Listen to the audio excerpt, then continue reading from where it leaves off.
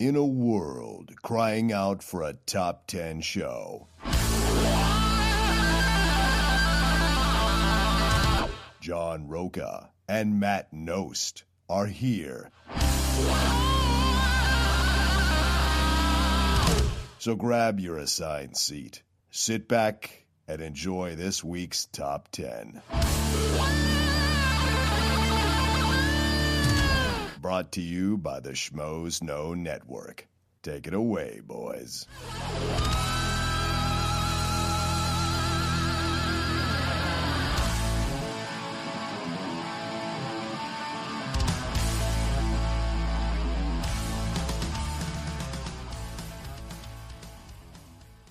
Welcome, everybody, to day 3 of our recap and review of December films that we didn't get a chance to do because of the holidays and assorted other things, and Matt going down to walking pneumonia or whatever it was he was down with. I had the flu, but I don't think I've ever had walking pneumonia.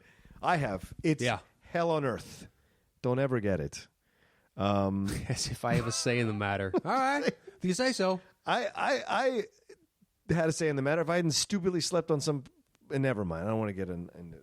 This is about the Top 10 show. I'm John Roca. I am Matt Nost. And as we said, this is day 3. We're going to review The Big Short today. The Big Short. Spoiler alert. A lot of spoilers. So if you're listening to this, you haven't seen the movie...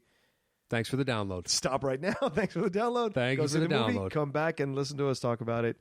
Matt, what did you think about it? I was really impressed that this came from Adam McKay. Yeah, right? The director really impressed. of Anchorman. Yeah. I mean, anybody that gets that many shots at making films, you've always got a chance to make like a really nice, like sharp kind of film where just like you really understand the beats of this and know how to structure and make a really good film. Right. But to do that with a complex topic and also make the passage of information entertaining and resonate, such that now that I know a bunch of stuff about that financial crisis, I knew like the outcome of the crisis, and I was told what provoked it and things like that, but not to the degree of the underpinnings of the market were predicated upon bullshit. Just people with, strippers with 5 mortgages. Because they could just get money so cheaply. That was such a moment, man, when he's like, Carell was so surprised that she had 5 mortgages. And when they're interviewing the 2 salesmen. And it's Carell and it's the guys from his office. And they go like, hey, this is all great. We want to go huddle up for a second. And the 2 sellers are like, yeah, no problem. And they're like, why are they telling us all this? And another one goes, because they're cocky. Look at them. They're arrogant about this. They don't feel guilt. They don't think they're doing anything wrong. Right. They're so proud of themselves for gaming the system and making a ridiculous amount of cash for no reason. You shouldn't have access to this to wanton money that easily. Right. But look how many of them were prepared for what happened, too, because they just thought it was going to keep going. You know? And that's how so many people get into this business on the lower end of it, or that kind of business on the lower end of it, and they just see the profits. They don't see they don't necessarily analyze how the profits are coming in. They don't have a 10-year You don't see how the sausage is made. Right, exactly. They're not like, which I enjoyed about Christian Bale's character. Like, he's seen things 3 years in advance. Yeah, and just knows you're wrong. Like, when his investors come to call him, I want my fucking money back. You're so wrong. Yeah. Like, just look at what I'm looking at and trust me, I'm 100% right. Yeah. And he was. I mean, the system was being propped up longer than it should have. Right. At the end, once they hit the specific date that they were talking about, when the loans, when the adjustable rates came in. Yeah. And everybody's got jacked up out of nowhere because they'd be getting nothing, interest-free money at that point. Yeah. So knowing that it was coming that date, and then like when they go to Steve Carell goes to the bonding, who creates the AAAs and whatnot, and just saying, why the fuck are you doing this? Yeah. Like, I know you're lying. I know you're lying. Was it S&P or whatever he went? I think was it Standard & Poor's? No, I don't know. If it wasn't S&P. It was there's like 2 or 3 of those rating agencies. It wasn't. Fuck. Who was that? Might have been Standard & Poor's, but I don't believe so. I thought it was because she said, like, if we don't rate the bonds, then you got to go. Then they'll you go down the street. Go to Reuters or something like that, or Reuters or something like that. So I can't remember what it was, but yeah, I'd have to look it up. But Melissa Leo did a nice job in that little small part. A lot of people showed up in this film in little small parts that were like surprisingly good. I actually like the Margot Robbie thing. I think some people didn't.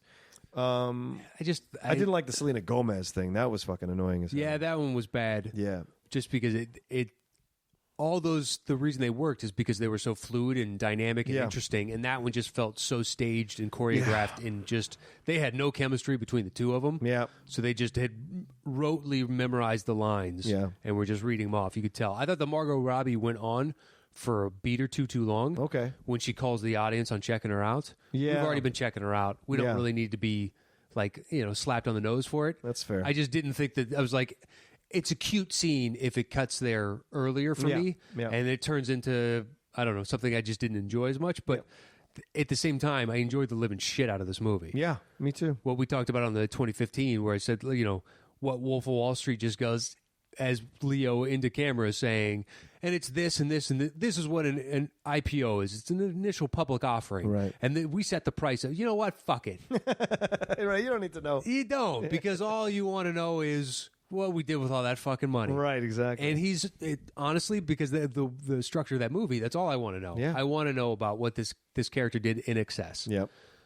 Whereas in this, just like, here's why. Yeah.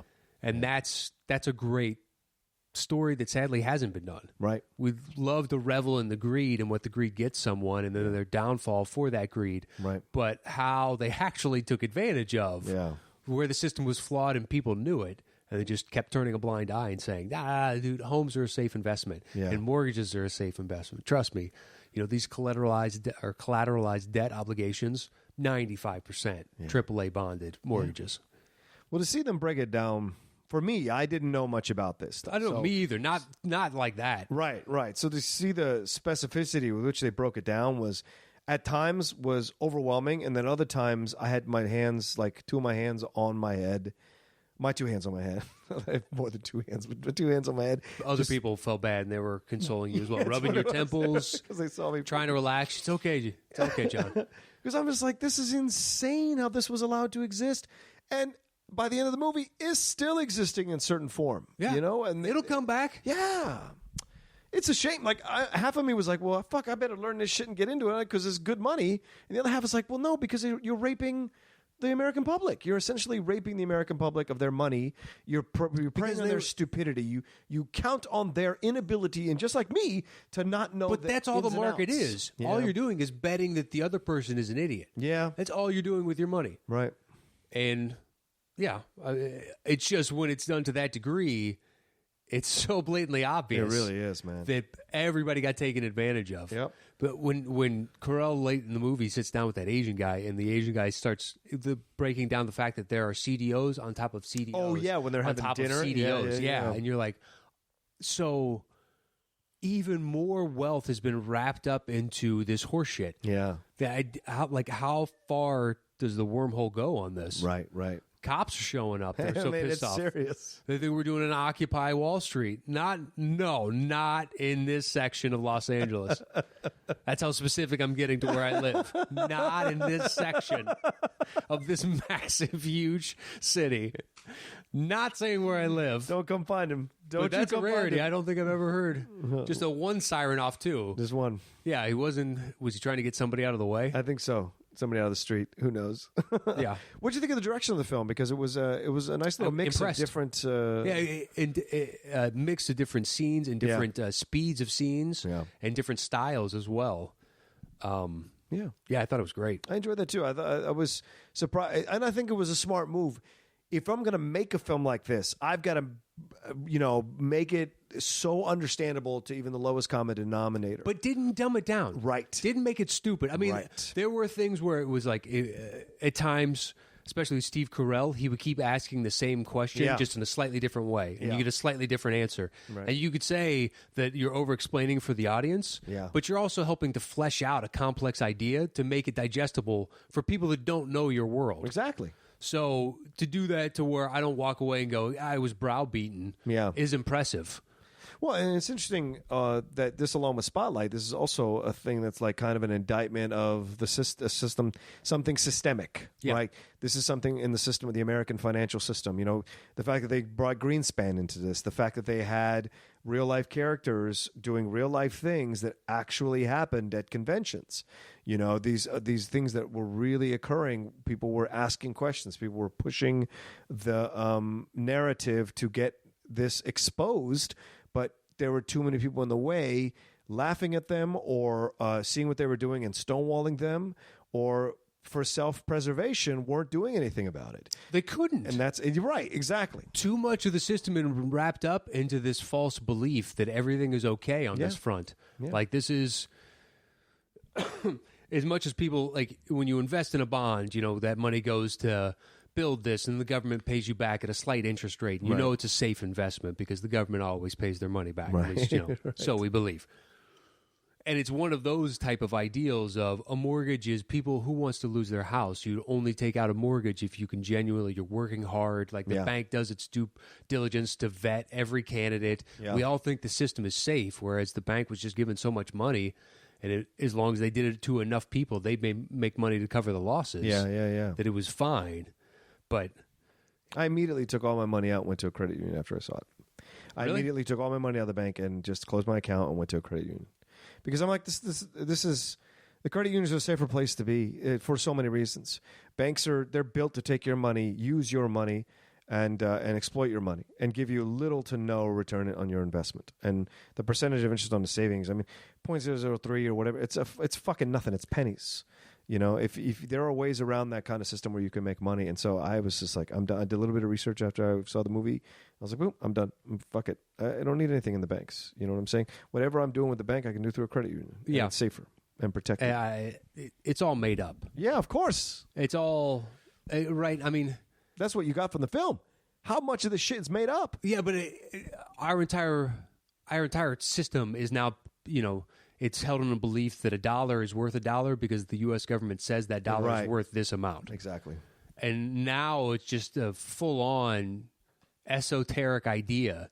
It's not like, even gold standard is, we give gold that value, so that's why it still has, but it's a fictitious value. Like the rise of Bitcoin just shows you. Oh yeah, the money is just an idea. I mean, that has value because, I mean, people believe it has value. Right. But you can now use that to buy tickets to Sacramento King games. Yeah. Or Warrior games. Or if you want to buy this good online. Right. Or, you know, certain, like, I'm sure certain doctors and certain this and certain that take it as a form of payment. And it's only payment literally because we all believe it has fucking value. Yeah, exactly. It doesn't, I mean...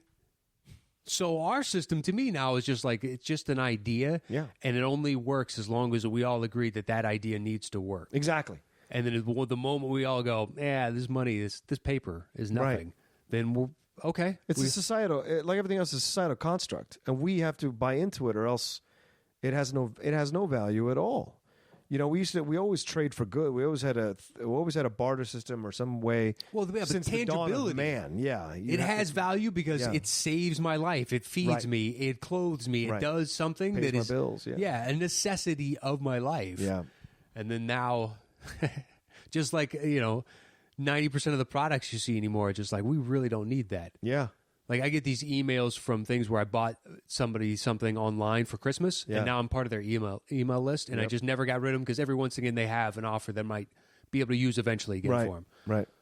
And there's one for this one company. It's called Touch of Modern, and they just go, boom. Here's, Touch of Modern. Yeah.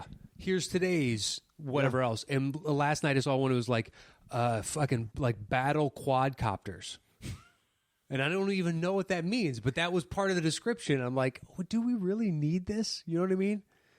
Like all the technology and the people that took into making all the parts and the assembly and then the shipping and then the this and then this and then this and all this. Do we really need battle? Kinda, because it's fucking sweet. Sure. But no, because we could divert those resources to doing something else, like, I don't know, ending poverty or something. God forbid. But we got to entertain ourselves as well. Of course. Oh, there's always the balance as humans. What do you think of the acting, like with Christian Bale and with Ryan Gosling and Christian Bale? Carell? to me is like the one that I gravitated towards as I watched, but it is nothing against Gosling and Carell especially because they're excellent. Yeah. But Christian Bale, especially with the wonky eye. Yeah. But just got I just truly believe that he was this kind of what you said before, autistic guy. Seemed like that saw this. Yeah.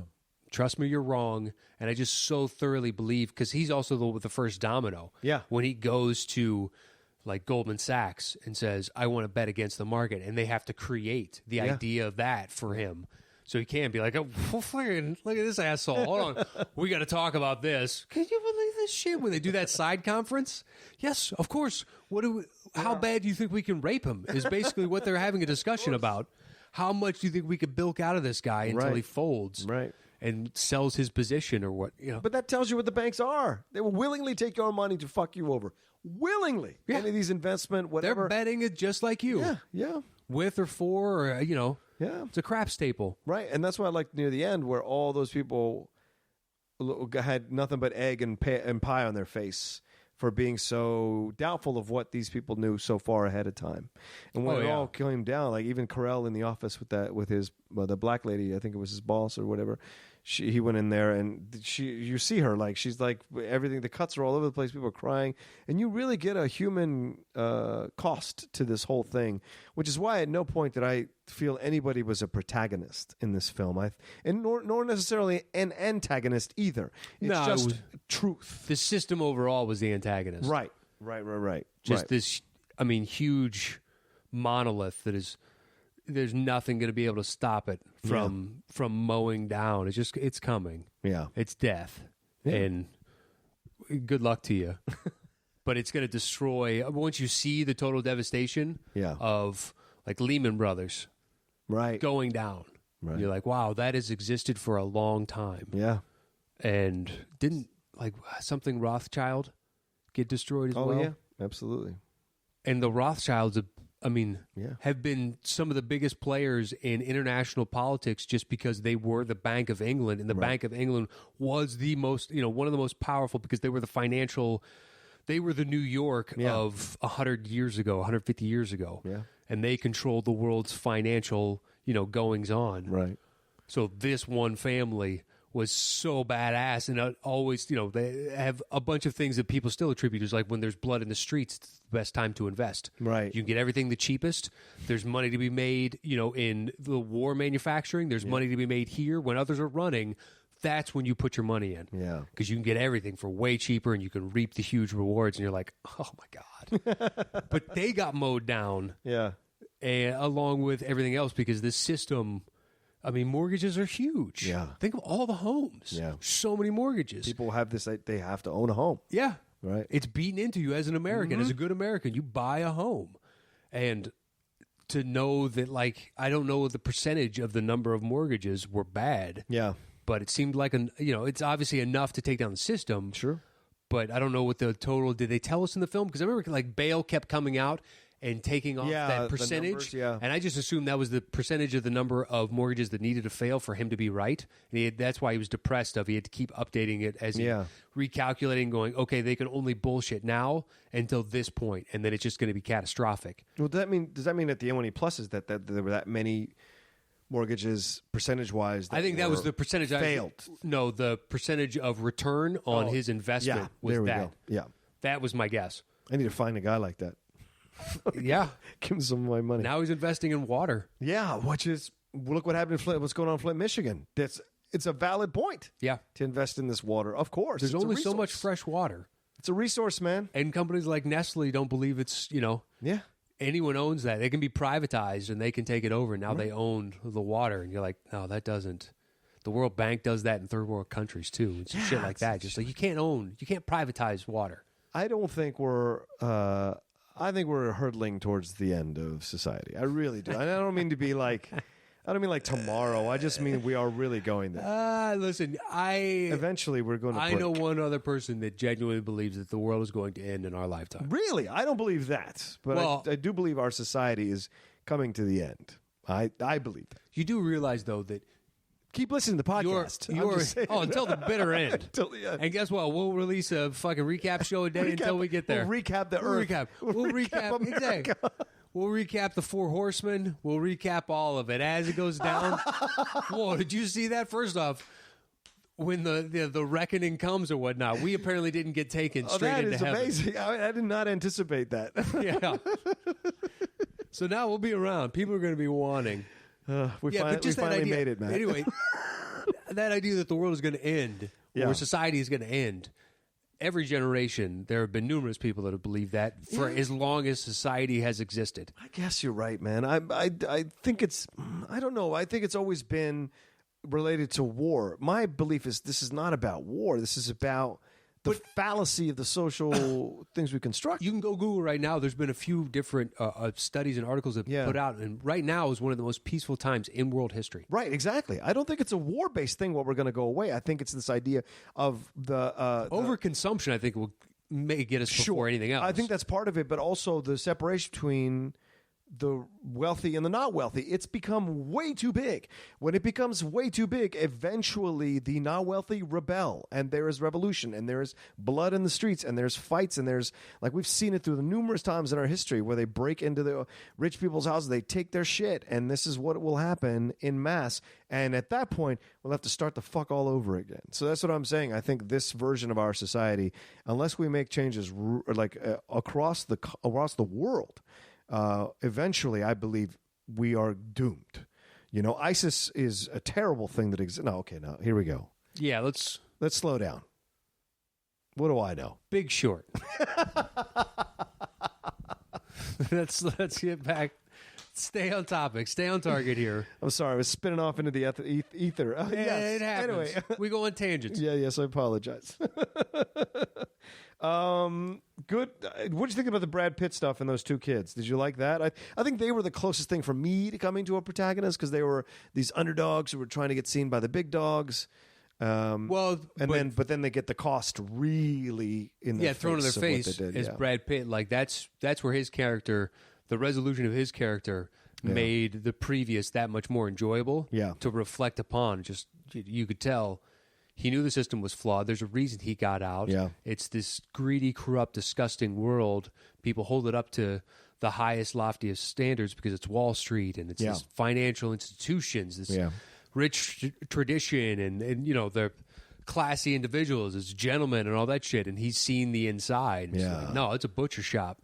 And they're just sending out the sausage to the people, and you buy their bullshit. So the fact that he goes back in to take advantage of them, to punish them, knowing that punishment to them is going to hurt people. But it's coming regardless. Right. So why not try and teach them a lesson as I'm doing this? But as he's literally walking out of frame, basically like, what do you think we did here? And then left the two younger kids to sit and stew with the thought of, fuck. This is the system we love so much because we're gaming it and we think it's all fun and games. We're just, you know, making money off other people like ourselves, to see the real world cost of betting against mortgages. Of knowing that people got taken advantage of on such a mass scale that it's unfathomable until you see the destruction. Did you, I like the idea, I like what they did with the film in terms of giving you the backstory of these characters. Like Christian Bale's backstory. You threw in Carell's, his brother's suicide. You threw in the stuff going on between the two kids with their moms and stuff, and how they started out in a garage. You know, you got a good background. I don't think we got anything on Gosling too much, but you got a background of these characters so that you were able to, in a conventional movie way, like attach yourself to these characters and what they were going through. But all of them were so kind of out of the norm in terms of what we would consider to be heroes, that it was on the audience, I think, to come to them, as opposed to them coming to you with their portrayals. And I thought that was a big ask of a film like this, and he should get credit, McKay, for pulling it off. You know, because I did not anticipate this kind of film. When I walked in, I did not anticipate this kind of film. You know, it's seen a couple of reviews and then went, you know what, I want to see that, so I'm not going to look at any more reviews. Right. But I needed an idea of what it was, because it's called The Big Short, and it's coming from Adam McKay. Yeah. So in my head, I'd be like, okay, what kind of comedy with is it? Steve Carell. Yeah, so with what Steve kind Carell. of comedy is this? But after Foxcatcher and a few other things, when a Steve Carell movie comes out in December now, I assume he's in a dramatic piece. That's a good point. But I thought it might have been a drama, comedy, or something. Right. Didn't know. I just figured it was McKay's first foray into drama. Yep.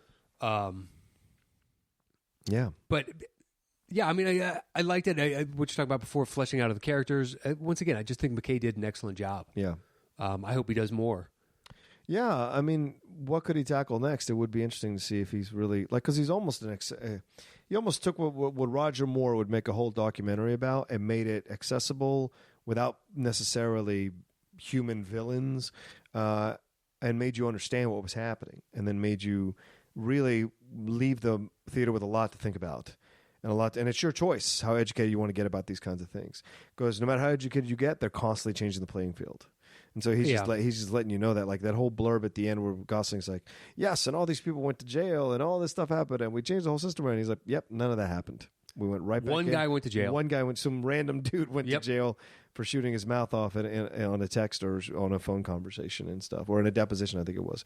And so I was like, okay, this is the cost. And when people were clamoring, and this is interesting because it made me kind of rethink the Tea Party just a little bit, because they were the ones saying that there shouldn't have been a bailout. We should not have bailed out. And I wonder what would have happened to our society if we hadn't bailed out. Like, really, would have our entire financial collapsed? Yeah. Wow. I mean, that's how close we came. It's really, that's what it hit me in the film at one moment. I was like, fuck. It just really gives you and puts you in that place of like how close we came to losing our entire financial structure as a country. Like Iceland or Greece had to go through. Like the number one superpower in the world would have had this happen to them. Yeah, it's a question for the ages now, because it's a what if. It didn't happen this time. Maybe it happens another time. Who knows?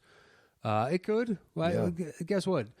People are eventually going to screw the system up again, and then it's going to get gamed, and it's going something bad is going to happen. Right. It's inevitable. You can't do those types of things and have it walk away squeaky clean every time. It just doesn't happen. Yeah, it's a scary thought. What if we had failed? What if we had bankrupted the entire? It would have been easy had we bankrupted this country, though. Yeah. We would have bankrupted the world. Yes, absolutely. Because now China has so much of its money wrapped up in our debt, right? And all for our manufacturing goods, and they go down. Yeah, and then Germany goes down, and then Great Britain goes down, and then there goes all of Europe, and Russia was already teetering long before this, and it's just it's done. Yep. It's done. There's nobody. If we went down, if China goes down, I don't think we can sustain it. Nope. Without them. There's a few countries just like they're a little more important. They generate more. Their economies are stronger. Yeah. That's the full overall system. There's your true underpinnings. Well, and they did analysis on like if China ever called in all our loans, we'd be dead. Like our society would be over.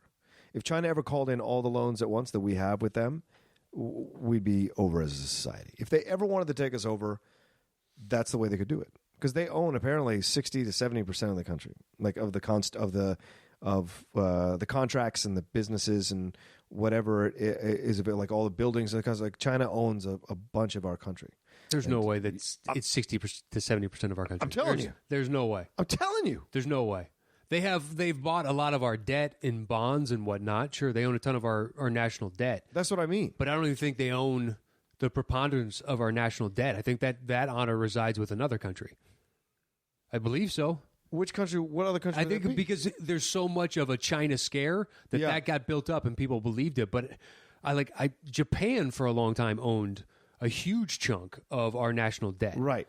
But I don't even know at this point, because we've been such a safe bet that the world has put their money in us time and again. Right. That's why we're the number one economy, because we always pay off. We're the safest bet. I'm sorry. It's 6 to 7%. I'm not 60 to 70. 6 to 7? 6 to 7. Yeah, I was going to say, I was like, that's a huge amount. Because we as citizens own a huge chunk. Right. Like, Social Security owns a huge chunk of the national debt. Yeah. It's weird, the system bought the system, and now the system pays the system, and it's a good thing. And it's one of those it makes sense, but it doesn't make sense that we do this. Right. Okay. Right. And you just kind of put it out of your mind because somebody else's problem, not mine. That's right. It's too big for me. Yeah, it is. Okay.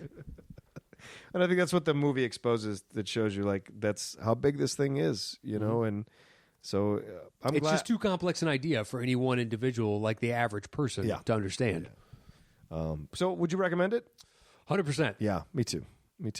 And don't think it's all just like talking above your head. It's actually very easily accessible, and if you have any modicum of intelligence, you'll get it and figure it out, and it should affect you the way it affected Matt and me probably in watching it. Yeah, I mean, like how deep this thing went and how close we came to falling apart as and financially as a country. So, what do you want to say?